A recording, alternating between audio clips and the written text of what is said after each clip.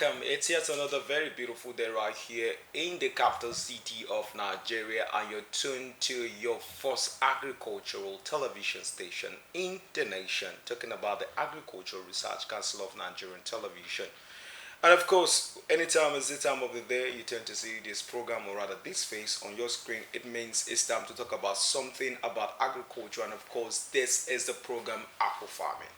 Aqua Farming is a program designed to talk about everything that is in the water so we can actually discourse that way. There are things that we really need to explore in the water. You won't believe that frog business is actually a very multi-billionaire business that needs your attention out there.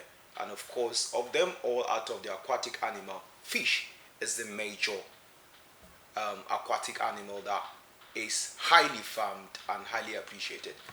But it's quite unfortunate to know that over 70 to even 80% of the fish consumed in West Africa and Nigeria per se is is mostly imported. That is to say, almost all the fish we eat is imported, and that calls for a serious concern. Reason because it means we take billions of naira out of this nation so we can actually be able to bridge the gap of the lack of fish in our market. And of course, today, like any other day, we'll be discussing why Nigerian youth and women should embrace fish farming. I take it again, why Nigerian youth and women should embrace fish farming. That's what we'll be discussing. And to do justice to this topic, of course, we go out there to get some of the best hands and best brains who have been in this vocation to come in and of course share their experiences so that we can actually unravel some of those topical mysteries behind every venture, especially fish farming. And to do justice to that, we have to bring the chairman of AFAN, that is All Farmers Association of Nigeria Abuja chapter, who happens to be the only scarf among caps. When I say that, it literally means over 36 chairman, only female, which is the FCT, talking about Lady Perpetual Nkechi for LSM, again the chairman of All Farmers Association of Nigeria. It's good to have you, Lady Perpetual, in our studio this afternoon. Thank you, Joshua, and your team members. You know that we are talking about agriculture, and we are talking about food security, we are talking about job employment. There are many things on the table to discuss. And when you talk about the why, the question is why they should. I mean, the Nigerian youth and women should embrace fish farming. The why is what I want to lay emphasis on. So the why to me is to start with fish farming as we know it is lucrative. Joshua, you can remember the day we visited one fish farmer, a woman, somewhere in Nyanya, Marabaka Oasis. And she was telling us the millions of naira she makes in a month. And that gave me inspiration that it is a venture people should go into. So I'm seeing it, and I want to say that our youths and women, instead of waiting for the white collar job which is not forthcoming, we should be looking for a way to establish ourselves. And I believe fish farming should be one of the areas to venture into. You can see what the woman told us, how she sells her fingerlings, how she sells this and that, and the water from the pond is a fertilizer to crop farming, all those stuff. Meaning, going into fish farming is not only making money directly from the fish, you can also use the fish water to supply to people producing vegetable. Your money is there. And she was telling us clearly that some people buy the fish directly when it is fresh, and some people buy when it is dried. Meaning she does it only based on the fish as a farmer, farming only the fish, she's also processing it. Meaning she's into two way of the value chain of fish production. She's producing the fish, she's drying the fish, and she's selling both to the final consumers and to business owners who are into fish business. And I see it that if our youth are encouraged, everything boils on encouragement. What I don't advise people as an agriculturist and a consultant to go into is trying to get loan for a business you have not established. You know, agricultural loan is not like other loans. In agricultural loan, it takes a time for what you plant or what you are producing to mature. And the period of you to start repaying may clash, and you will venture into having a very large debt. So fish farming is a lucrative business based on survey and research conducted so far. But it takes technicalities to know how to manage it in order for you not to record much loss of maybe losing the fishes in the pond and the other things. So I'm saying the why the youth and the women should venture into fish farming is that number one, it will contribute to job employment, reducing unemployed women and youths.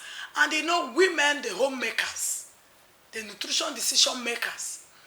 When we produce the fish, we are not only producing to sell, we are also producing to help the family.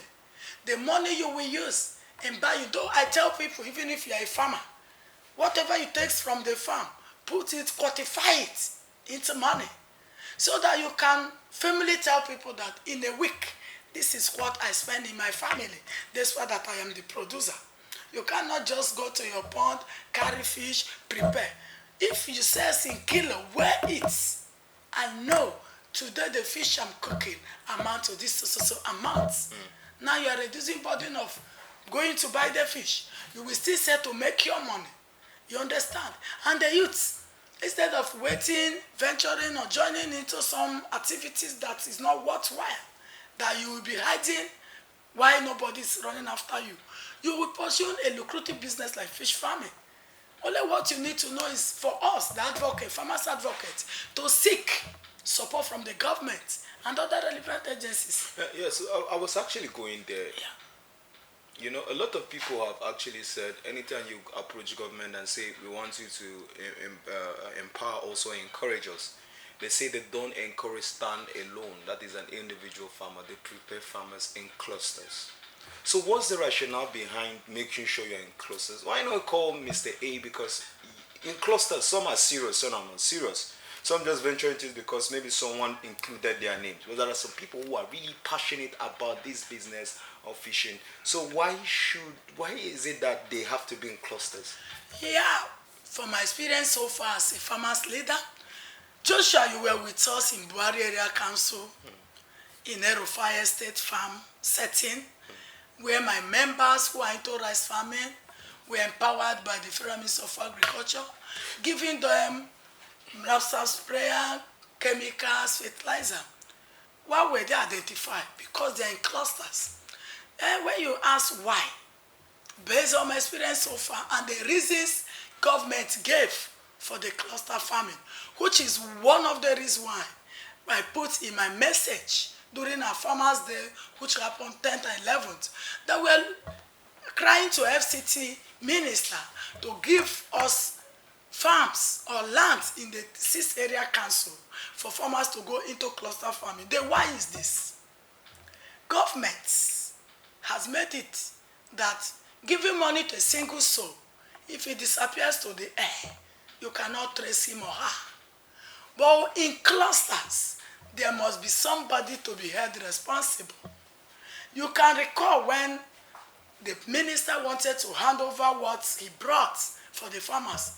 He asked me as the farmers leader, who is the team leader of this farming setting?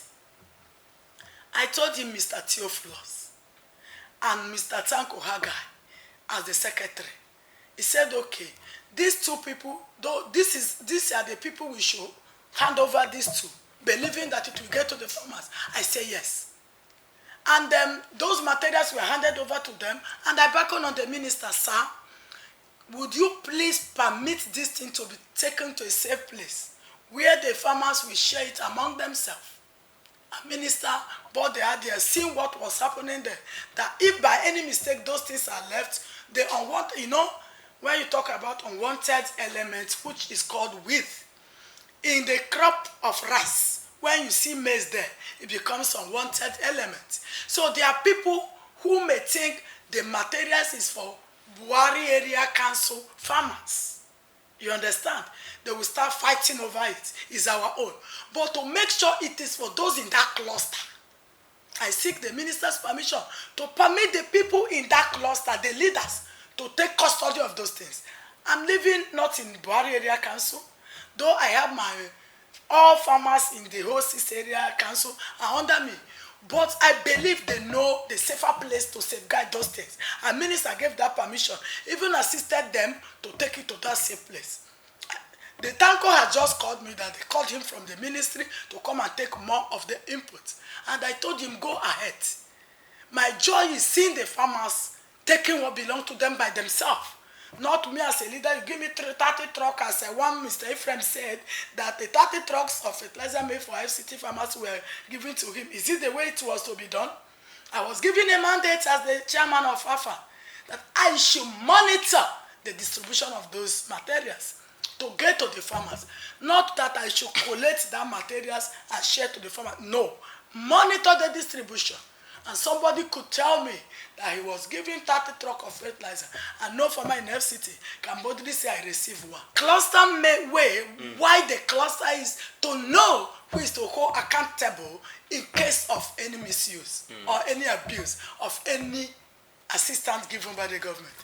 That is the little I know, because that was the reason I was given when I inquired to know. Okay, yes. That's amazing. Well, my next question is the fact that women and youths really don't like going into fish farming because they feel it takes longer period of time before you harvest.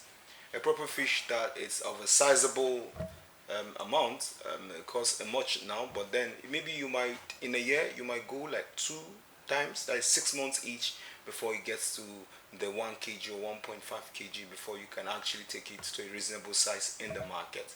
So sometimes they opt out for chicken, you know, like the poultry. After 7 weeks, maximum 9 weeks, you sell them off and then you stock. So what do you have to say about this lackadaisical attitude to seeing that fish takes more time before they harvest against other like early maturing crops, 3 months you are done and all that? Yeah, you should know that every business works better with patience.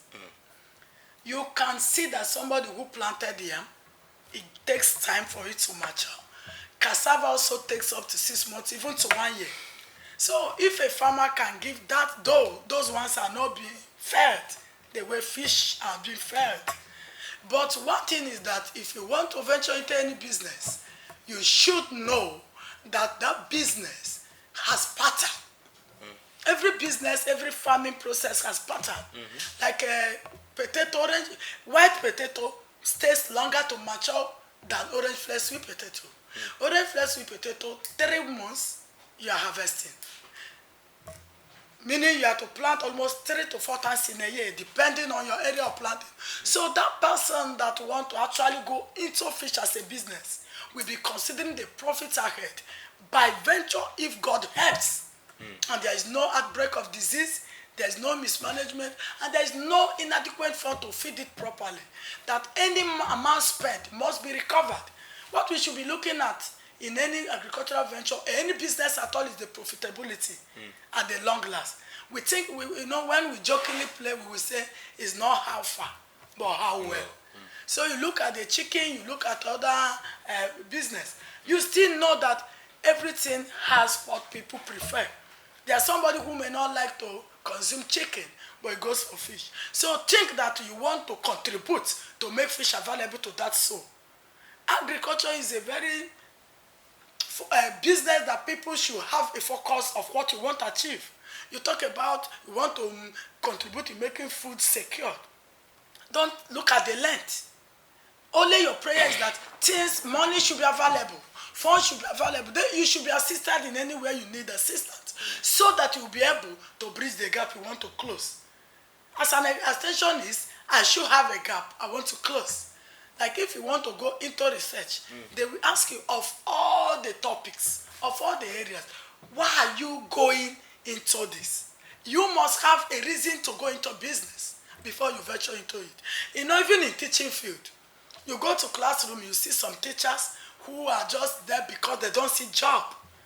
Mind you, there is something that you have passion in doing something than something that you want to do because there is no other opportunity. That's why you go to classroom, you see some teachers beating up small children because they did what they don't want. The passion is not there. When you see a teacher that has passion to teach, his or her teaching way or ways must be different from somebody who is teaching to survive because there's no job. That implies to agriculture too. If you want to go into farming to close a gap, there are things you will not look at into. What matters to you is that gap you want to bridge. Will I bridge it? So, if actually somebody want to go into this, to bridge a gap, to make sure, do you know, I will be a fish farmer and I will employ other people. Meaning I'm going into fish farming to create job employment and still make money. I will not look at 6 months that my fish will stay. I will look at the profitability I will have at the end of the 6 months and the number of youths and other women I will employ. So you must have a target. You must have a goal. You must set a goal for you to start a business. And when you're looking at that goal, every other obstacle does not matter to you. But when you go into any business, because you don't have what to do. All right. So going into fish farming, you must set a goal and know and have the passion that there is a gap you want to bridge. Okay. One of the major problems fish farmers face in Nigeria is the fact that people, when they go to the market, they want the showers, they want the tunas, they want the mackerel, leaving our own local fishes where we've seen that transformation happens to rice in Nigeria, where foreign rice was actually banned to an extent. As we speak right now, Nigerians consume Nigerian rice. Nigerians no more say, okay, this is that. Everybody now consumes Nigerian rice. And that has actually brought a lot of rice mills springing forth, both locally and even in large scale. Should that be a ban, or we should just probably... No, the point is, there is this a trade agreement. If you totally ban everything, every other country bans ours. It will still affect us also. Okay. There should be policies to guide our own local production. Okay. If the policies promote us to meet the international standard, okay, the rich people, there is classes in the society. The people that were not eating our rice because it is local, today they are enjoying it because what they see as foreign is not as available as it was. And now, mind you, education is very important. Okay. Forget about the formal education of academic. That's what they call education, formal and informal. Telling people they need to go for what they produce. And I'm urging our leaders, from the presidency to the last person, to do what they preach. You cannot tell others to go for local food while you are not eating it. But Honorable, this was the same thing some people actually advocated when they were banning rice. They think we can't survive, they think we can't do it. But I tell you today, there are multi-billionaires who have actually come from the ban of rice. So you feel there shouldn't be a ban on fish, so we can encourage our local farmers? I cannot say so. There is division of labor. I cannot declare that the fish importation should be totally banned. But I say there should be policies to guide our own local production. If you want to ban outrightly, it will affect the nutrition intake of the nation. If I am to say. But if the fish farmers, if Nigerian youth and women are nurtured to go into fish farming and we can produce, and when we are seeing that we are producing optimally, that we can sustain ourselves, if others are asked not to import, I believe it will help more. But to stand up today without setting any strategy that will make the Nigerian people to sustain and say we have stopped fish. But the thing people should know is that the fish they are bringing, you don't know this sells much. It's not like Nigeria is not like other countries that test whatever they are taking. You don't know the source much. You don't know how long it has stayed in the whole cold room and the rest. I believe if we are even wise enough, we should go for the fish that we know where the pond is located and the day it was harvested and when it was taken to the market. I believe it is part of eating right. When they say, eat what you know and know what you eat because you are what you eat. Those frozen food, those imported fish, you don't know how long it has stayed. You don't know the chemicals they are using for the preservation. So if Nigeria government should encourage the women and youth and men also, all our older men that are willing to go into fish farming and empower them rightly, monitor them. The problem of Nigeria programs is monitoring and evaluation. You will hear many names of programs, but it doesn't survive because there are no people who are committed to get it right. Like this fertilizer I was telling you, I was mandated from the minister through my national president, Architect Kabiru, to monitor the distribution. But I believe there was no monitoring because Mr. Ephraim was telling us that he was part of the people he collected 30 trucks. If the Federal Minister of Agriculture could monitor to ensure, I went to Kwakwalada Area Council as a council in FCT because in the host federation, Federal Minister of Agriculture have their chapters. Our own in FCT is in Kwakwalada. I went there with the mandate given to me by the minister and my national president, Architect Kabiru. They saw it, they told me they have somebody to work with. I was like, are you kidding me? This is my mandate from the minister. Are you rejecting the minister's mandate? But they choose to work with whom they want to work with. And the man can confidently told the Minister of State that he was given 30 trucks of fertilizer. I believe such a thing should be investigated. Because if actually they allowed me to do the monitoring, I was not eager to say they should give me the 30 truck to share to farmers. That was not what I was mandated to do. They asked me to monitor, to ensure it is well distributed. But when the mandate was breached, it was given to a man who confirmed to us that it was given to him. That was not the assignment. The problem is that there are people who don't follow the order. They gave you, do this, do what you're asked to do. The reward is more than doing it the way you want to do it. I believe if they are to place ban, which I cannot work against, if it will help our Nigerian youth to get job, if it will help our women to get job, and there will be more production of local fish, I cannot go against the banning. But what I wouldn't stay in this study and quote that they should just go and ban.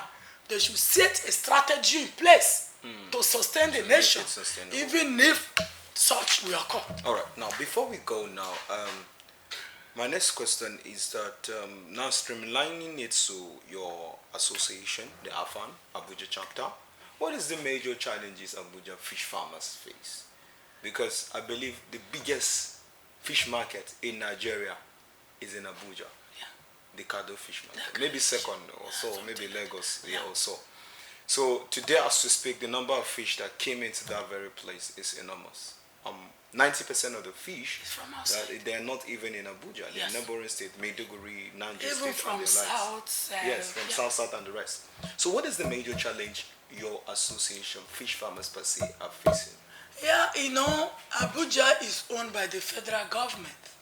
And when you talk about land allocation, lands were allocated by federal government and is owned by the government. You understand? You know, last time when we were discussing, I told you as an agriculturist that agricultural problem is just what it is. But I don't know how well we have worked to change that, can I say, static problem. You know, the farmers, these days everybody knows transportation, even the field, to even go to the farm now is a challenge to some people. Like the woman we visited, he's living in Cuba. His fish is in Mararaba. Think about how she will survive this period to be going from Cuba every day to Mararaba. Is a challenge. And nobody knows her existence. Nobody cares how she feels. But you hear somebody saying they want to regulate price. Can you regulate the price of what you did not regulate the production? In other countries where they regulate price, government assists. They know the investment they put in that production. And it will enable them to stand firm and say, this is what we want to do. It's not like Nigeria, you go to your, like the man that collected the fertilizer, people are saying they are paying 53,000, some are saying they are paying 50,000. So after farmer pays those money, something to get those things that government say they give to them, then you expect him or her to allow you to give him price to sell. It's not done. So the challenge is that the transportation now is general problem. A means to the field is recorded at a point that the woman was saying she wants to subside production because she cannot afford the amount of feed the fish requires. Okay. The feed is a challenge. Transportation is the normal, the general challenge everybody know. Okay. And some people who are even willing to venture don't have a land to establish fish farming. All right, many thanks for staying with us on your first agricultural TV station right here in the capital city of Nigeria, Abuja. The program has been Aqua Farming, where we look at why Nigerian youth and women should embrace fish farming. And we've been talking with our farm president of Farmers Association of Nigerian chairman, Abuja chapter, talking about Honorable Lady Perpetua Nkechi Okafor, where she's been shedding more light on that. Honorable, thank you so much for coming through in this short period of time. Thank you. All right. On that note, we come to the end of the program. See you same time, same station. Bye for now.